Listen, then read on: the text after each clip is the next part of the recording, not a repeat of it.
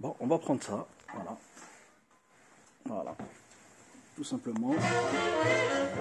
On est dans ce merveilleux magasin disquaire Superfly.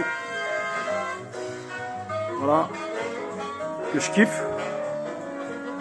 C'est vrai que je viens pas souvent.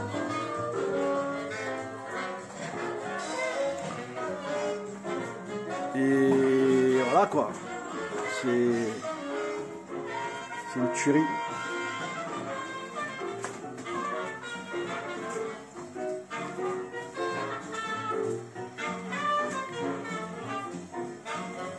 Voilà, un petit peu froid, mais c'est un petit teaser en fait. Gros paquet de scuds. Et un petit teaser, pourquoi? Parce que je suis venu ici en fait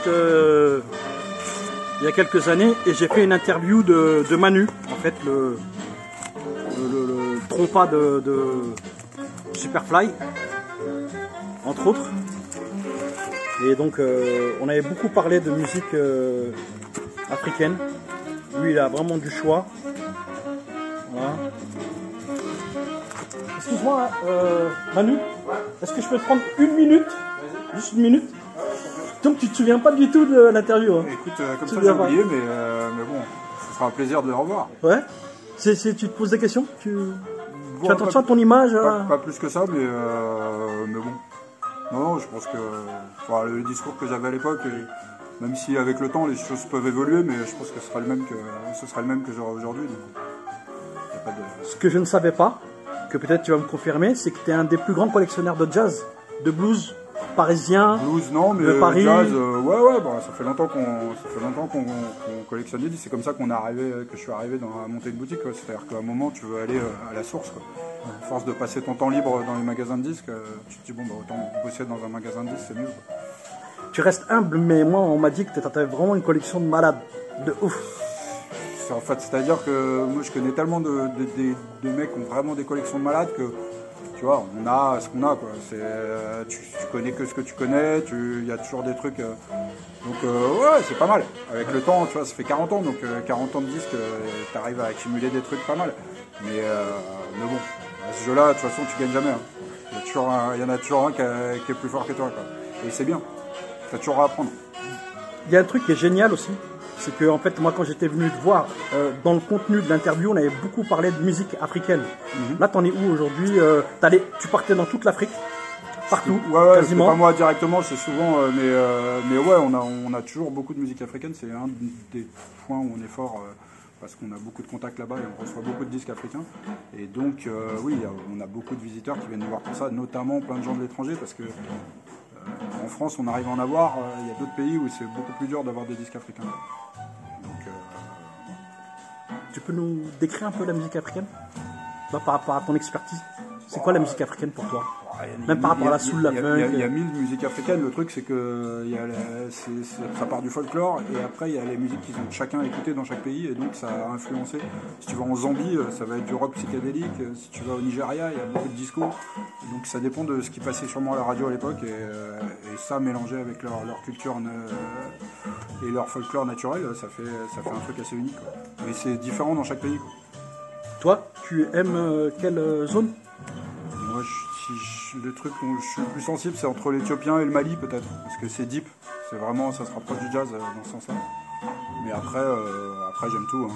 Nigeria, il y a des trucs super. Ghana, High Life, c'est terrible. Voilà, le rock zambien, c'est bien aussi. Donc, non, le jazz sud-africain, je t'en parle pas. Donc, ouais, il y a 1000 trucs qui sont vraiment bien. Donc, si vous voulez de la musique africaine, franchement, sans déconner, hein, c'est ici qu'il faut venir. Réellement, c'est pas une blague. D'ailleurs, il n'y a pas que ça. Ce que j'ai pas trouvé, c'est du rap français. Du rap tout court, c'est dur à trouver en ce moment. Donc, quand j'en ai, ça se vend vite. Le rap, c'est un des trucs les plus chauds. Je sais pas. Peut-être parce que les mecs qui ont des disques de rap, ils sont encore jeunes. Enfin, tu vois, c'est une génération un peu après le jazz et la soul. Donc, pour l'instant, ils sont encore chez les gens. Ils ne sont pas encore revenus sur le marché de l'occasion.